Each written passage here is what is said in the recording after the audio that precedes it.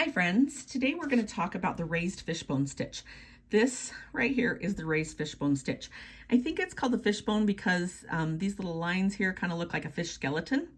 It's one of my favorites. You can either put the stitches close together like this so that it fills up and covers the wool, or you can separate them further apart like this one, so it looks more like a skeleton. I'm going to show you, it's the same either way, it's just how close you want to put those stitches together.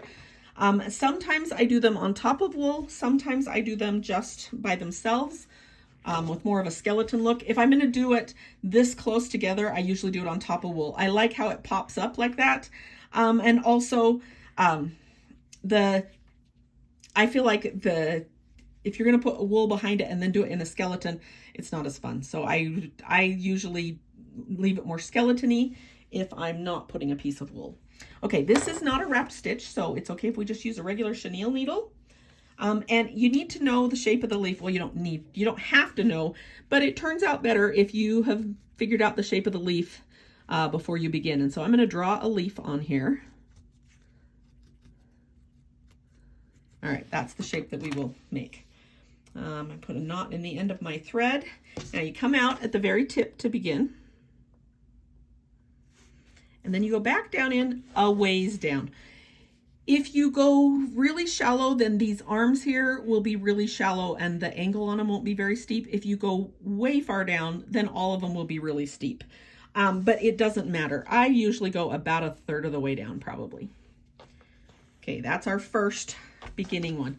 From the very point to the about a third of the way down. Now we're going to come out on the left. I got to get my directions correct. We're going to come out on the left of the tip.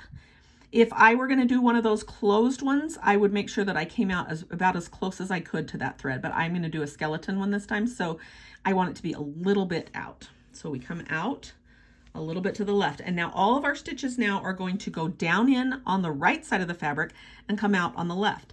So the distance that we are down, not necessarily away, but down from that point, is the distance we want to go down from this stitch right here. So we're going to go down that much, and we're just going to take a little bite right along the spine. In fact, I think I'll draw in the spine, and we're really going to want to just pick up a tiny little bite along that spine. So let me make sure we get a bite along the spine, just a little bite there. Remember, we're going down in on the right-hand side and coming out on the left. Okay, now we're going to go back up here and we're going to match. These will crisscross, and so we're going to match where that one came out by where we go in on this one. And so down in on the right side, and we're going to come out on the left side another stitch down. Now back to the center, to the spine. Take a little bite out of the spine, in on the right, out on the left. Back up here to match it straight across. And down a little bit for the next stitch. Back to the center spine, again down on the right, out on the left. Back up to the top, match it, and down a little bit for the next stitch. In the center, take a bite, back to the outside again, take a bite, back to the center, take a bite, outside, take a bite. See, it's not a difficult stitch. You need to know where you're headed with your I've done them before without drawing a leaf first, and they don't always turn out that well. So I recommend you draw so that you know where you're headed. Okay, and as we get down here near the bottom, remember, it's not a fly stitch. The reason I push this thread up each time is so that it doesn't catch. I could move it after I make the stitch, but if I move it before, then it's just a little bit easier. So when you get to the bottom of your leaf, I'm making a shorter leaf than my plan.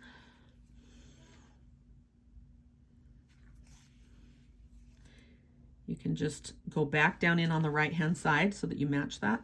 And that's it, you're finished. And you could add a stem if you want to it, but that is the raised fishbone. And again, if you want it to be filled in, you just make sure that you when you do these stitches, don't do them quite so far apart, just do right next to each other. I've also, someone asked me once if you could do it with 2 different threads.